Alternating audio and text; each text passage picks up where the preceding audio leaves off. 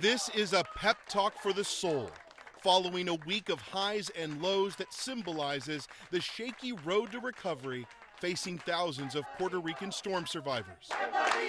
After Hurricane Maria, thousands of families left the island and signed up for the FEMA Transitional Sheltering Assistance Program. It pays for hotel rooms until families can move back into permanent housing. 7 months after the storm, there are nearly 2,700 families still using the motel voucher program, like Millie Santiago and her family. ¿Por qué vino a la Florida? Why'd you come to Florida?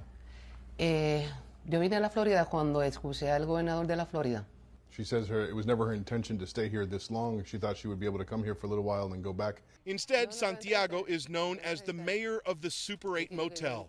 She helps evacuees who ended up in a string of motels along Highway 192 in Kissimmee, Florida, navigate the red tape of disaster relief. These families say they were told the motel voucher program would last until May. But about 60% of the families were stunned to learn this week they were no longer eligible and about to get kicked out of their rooms a month early. That set off an intense week of rallies, tears, and calls to political leaders and activists demanding help. Then relief as word spread that the FEMA program would likely survive until mid-May. Father Jose Rodriguez says there's no transition plans to help these families get back on their feet. These are people who have been impacted by a natural disaster. They didn't come here for spring break. They didn't come here for a vacation. They're not out here at the beachside tanning. They're not at the hotel pool.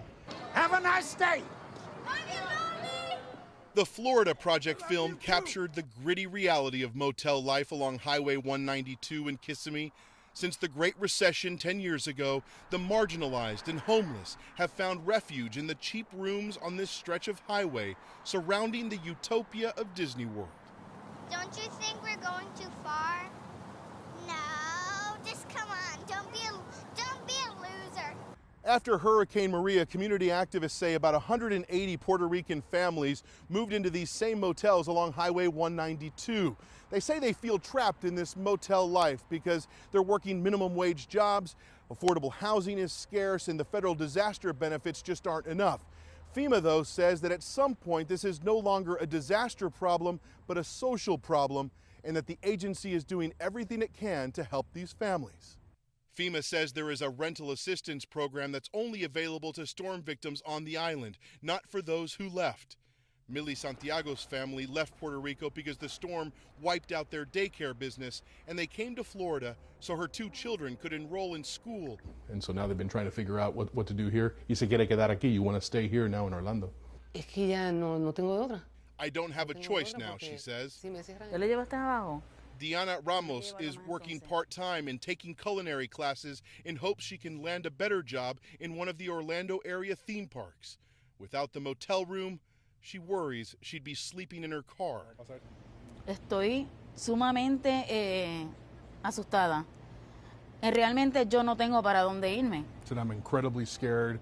I have no idea where I'm going to go. Ramos and the other evacuees living on this motel row know time is running out. Ed Lavendera, CNN, Kissimmee, Florida.